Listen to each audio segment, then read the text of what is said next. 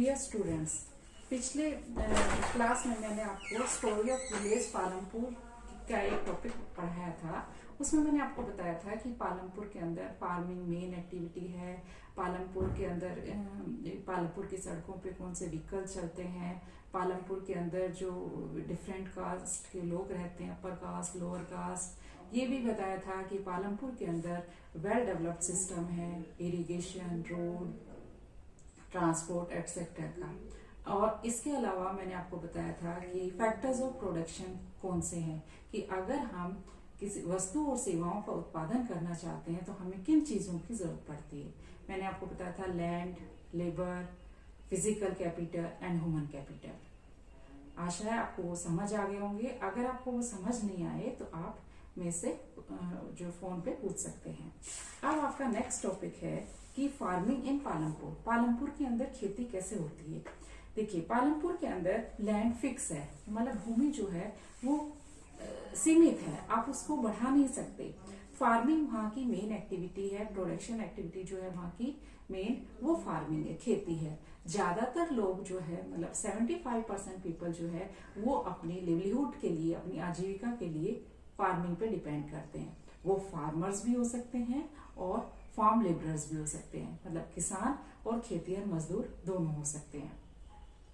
और उनकी जो आर्थिक व्यवस्था है वो इस बात पे डिपेंड करती है कि प्रोडक्शन कैसा हुआ।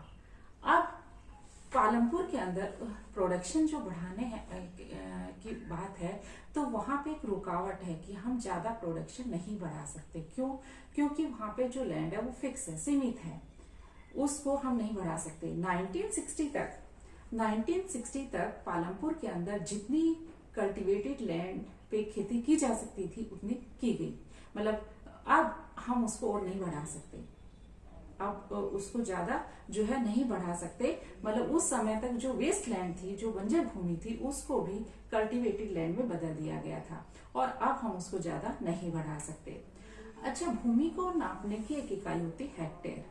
भूमि को हेक्टेयर में नापा जाता है। हेक्टेयर, हालांकि जो विलेजेस के अंदर जो लोकल यूनिट्स हैं गांव के अंदर बीघा और केंटा भी यूज करते हैं। 1 hectare is equal to 1 hectare जो है वो is equal to area of a square के एरिया के बराबर होती है, लेकिन जो उसकी वन साइड है वो 100 मीटर हो। अब क्वेश्चन ये आता है कि क्योंकि भूमि सीमित है तो अब क्या कोई और तरीका है जिससे हम प्रोडक्शन को बढ़ा सकते हैं। क्योंकि हम प्रोडक्शन बढ़ाना चाहते हैं, उत्पादन बढ़ाना चाहते हैं, तो क्या कोई ऐसा तरीका है जिससे हम इस सीमित भूमि पर ही अपने प्रोडक्शन को बढ़ा सकें। अब जिस प्रकार की फसलें पालमपुर में होती हैं तो पालमपुर हमें ऐसा लगता है जैसे यूपी, उत्तर प्रदेश का जो पश्चिमी भाग है उसके गांव जैसा प्रतीत होता है। यूपी के वेस्टर्न पार्ट में जो विलेजेस हैं उन जैसा रिजेंबल करता है पालमपुर। पालमपुर जो है यहाँ पे सारी भूमि पर खेती की जाती है, कोई भी भूमि बेकार नहीं है, सारी भूमि पे खेती की जाती है। रेनी सीजन के अंदर वहां पे ज्वार और बाजरा 2 फसलें उगाई जाती हैं। ज्वार बाजरा जो है वो किसान अपने पशुओं के चारे के लिए उगाते हैं। उसके बाद अक्टूबर और दिसंबर के बीच में वो लोग व्हीट की फसल उगाते हैं, गेहूं की फसल उगाते हैं। अब गेहूं जो भी प्रोडक्शन होता है उसमें से ये फसल अक्टूबर और दिसंबर के बीच में बोई जाती है, और जो भी प्रोडक्शन होता है उसमें से वो कुछ तो अपने कंजम्पशन के लिए रख लेते हैं, उपभोग के लिए रख लेते हैं, और बाकी जो है वो सरप्लस जो होता है उसे मार्केट में बेच देते हैं।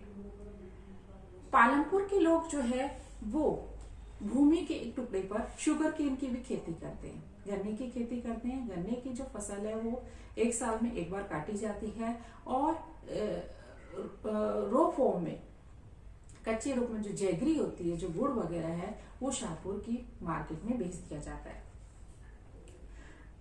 अब पालमपुर की हमारे पास क्वेश्चन ये उठता है कि पालमपुर के अंदर जो किसान है वो एक ही भूमि पर इतनी सारी फसलें, विभिन्न प्रकार की फसलें कैसे उगा लेते हैं। इसका कारण ये है कि वहां पे well developed system of irrigation है, सिंचाई की विकसित व्यवस्था है, सिंचाई के अच्छे साधन है। पालमपुर के अंदर आपको याद होगा कि पालमपुर के अंदर बिजली जो थी, इलेक्ट्रिसिटी बहुत पहले आ गई थी। उससे पहले पालमपुर में जो इरिगेशन की जाती थी वो पुराने मेथड से की जाती थी। पर्शियन व्हील्स का इस्तेमाल किया जाता था, जिसको हिंदी में रहट भी कहते थे। पर्शियन व्हील्स, जैसे वो बैल खींचते थे, किसान जो है बैलों की मदद से कुएं से पानी खींचता था और फिर अपने छोटे छोटे खेतों में पानी देते थे वो। उसके बाद जब पालमपुर में बिजली आ गई तो ट्यूबवेल का इस्तेमाल किया जाने लगा, और ट्यूबवेल्स का ये फायदा हुआ कि बिजली के द्वारा किसान जो है वो बड़े क्षेत्र को सिंचित कर सकता है। तो इस तरह से पहले तो जो ट्यूबवेल्स थे जो बिजली से चलते हैं, ट्यूबवेल जो थे पहले गवर्नमेंट ने लगाए थे, शुरू में गवर्नमेंट ने लगाए। उसके बाद जो किसानों ने प्राइवेट ट्यूबवेल्स भी लगाने शुरू कर दिए, अपने निजी ट्यूबवेल उन्होंने लगाने शुरू कर दिए। और इस तरह से रिजल्ट ये हुआ कि 1970 तक सारा का सारा जो कल्टीवेटेड एरिया था 200 हेक्टेयर जो था वो सिंचित किया गया। वो जो था सारा का सारे भूमि पे खेती की जाने लगी। लेकिन भारत के अंदर जो सभी विलेजेस हैं वहां पे इतना हाई लेवल ऑफ इरिगेशन नहीं है, उस स्तर की सिंचाई वहां पे सब जगह नहीं होती भारत के अंदर। रिवरिन प्लेन को छोड़ के, जो नदी मैदान हैं उनको छोड़ के हमारे जो कोस्टल रीजन है वहां पे भी इरिगेशन का सिस्टम अच्छा है। और इसकी तुलना में जो हमारा प्लेट्यू रीजन है, जैसे कि डेक्कन प्लेट्यू है, वहां पे लो लेवल ऑफ इरिगेशन है। जो टोटल देश के अंदर जो टोटल कल्टीवेटेड एरिया है उसका 40% से भी कम क्षेत्र पर खेती होती है, और जो बाकी का क्षेत्र है उसके लिए किसान जो है वो बारिश पर डिपेंड करते हैं। अब एक तरीका कि क्या हम एक ही भूमि के टुकड़े से प्रोडक्शन बढ़ा सकते हैं, उसका एक तरीका तो ये है कि हम उस भूमि पे एक साल में ज्यादा फसल ले लें। जैसे पहले हमने फसल ली ज्वार बाजरा, उसके बाद हमने गेहूं की फसल ले ली, और एक जो थी बीच में एक बार उन्होंने गन्ने की फसल या आलू की फसल भी वो ले लेते हैं पालमपुर के किसान। तो एक तरीका तो ये है, and it is also known as multiple cropping method. मतलब एक ही सीजन के अंदर एक भूमि के टुकड़े पर अगर हम एक से ज्यादा फसल उगाते हैं तो उसे मल्टीपल क्रॉपिंग मेथड कहा जाता है। To grow more than one crop on a piece of land is known as multiple cropping.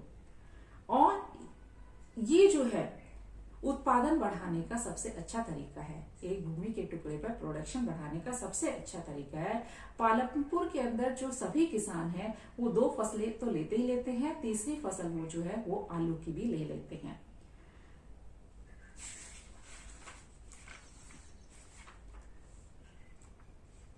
नीचे इसकी डिफरेंट आपके पेज नंबर 3 पे डिफरेंट क्रॉप्स दिखाई हुई हैं।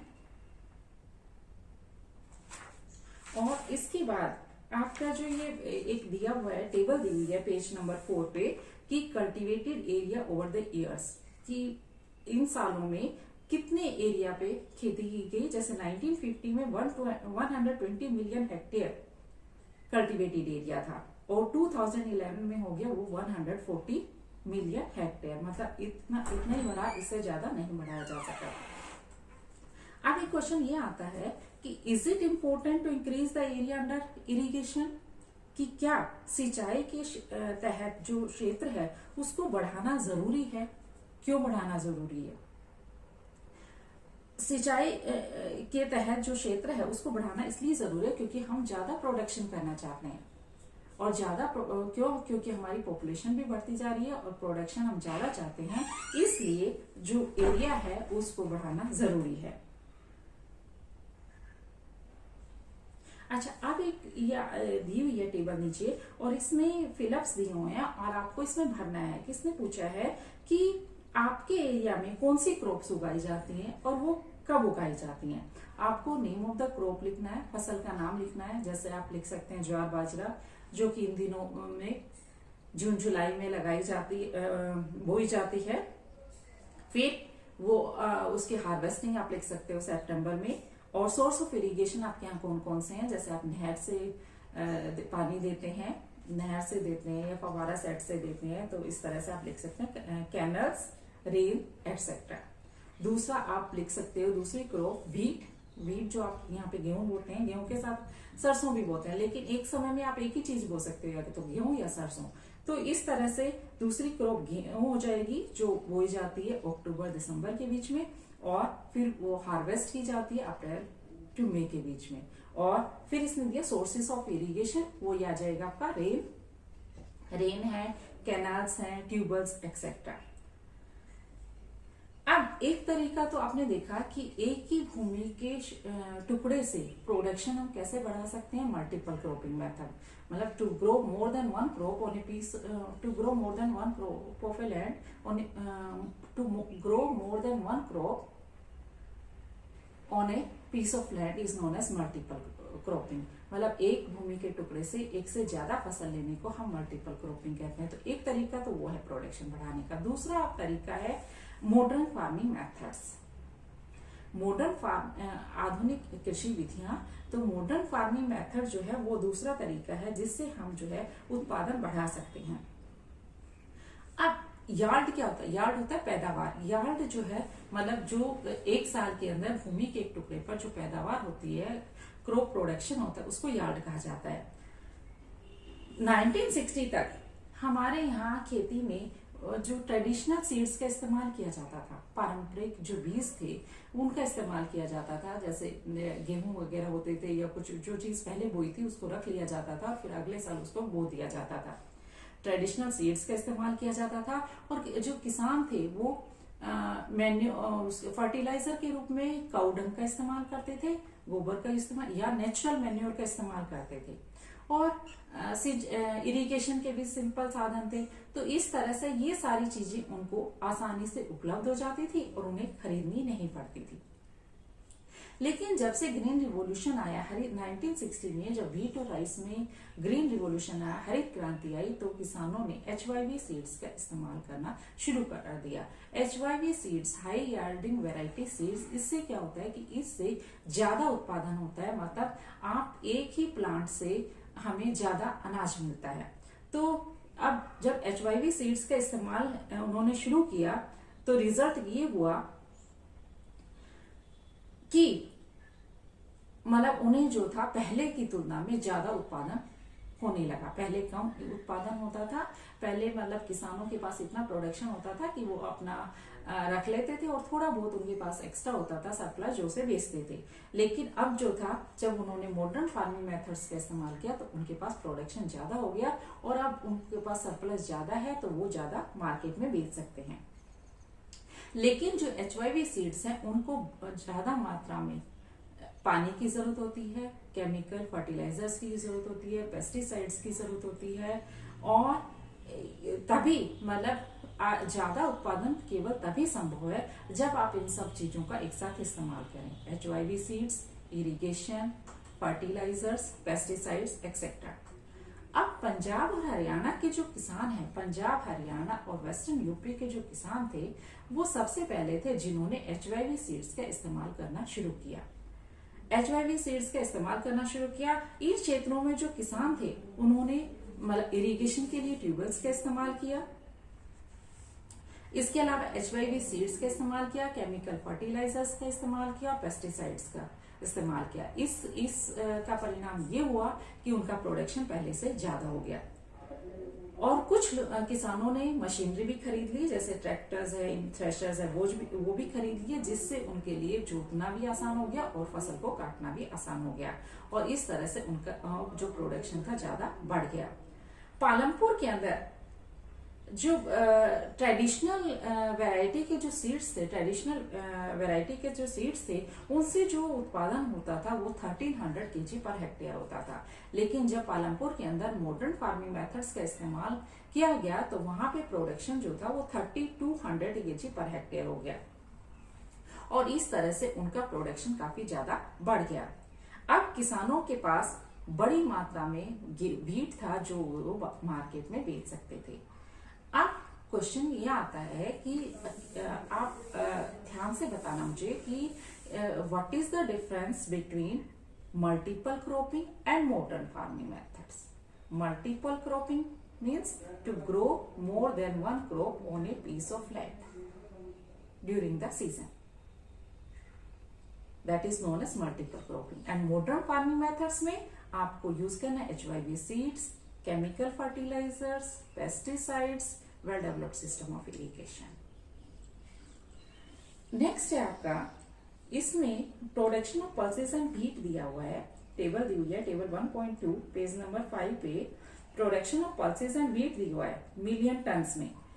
1965 टू 1966 में प्रोडक्शन ऑफ पल्सेस था 10, प्रोडक्शन ऑफ व्हीट था 10. 2012-13 में production of pulses 80 and production of wheats 92. तो इस तरह से आपने देखा कि जो ग्रीन रिवोल्यूशन था, इसने पूछा एक क्वेश्चन कि was the green revolution equally successful for both the crops, कि क्या जो हरित क्रांति आई, ग्रीन रिवोल्यूशन आया, क्या इन दोनों फसलों के लिए सफल हुआ, मतलब पल्सेस के लिए भी और गेहूं के लिए भी. लेकिन आपको ये टेबल आपने जब देखी तो आपको टेबल से लगेगा कि ग्रीन रिवोल्यूशन से हमें पल्सेस में इतनी सफलता नहीं मिली जितनी कि व्हीट में मिली. व्हीट में प्रोडक्शन जो था वो 10 मिलियन टन से 92 मिलियन टन हो गया. अब एक क्वेश्चन है, modern farming methods require the farmer to start with more cash than before, कि जो आधुनिक कृषि विधियां हैं उसमें किसान को ज्यादा पैसे की जरूरत होती है. क्यों?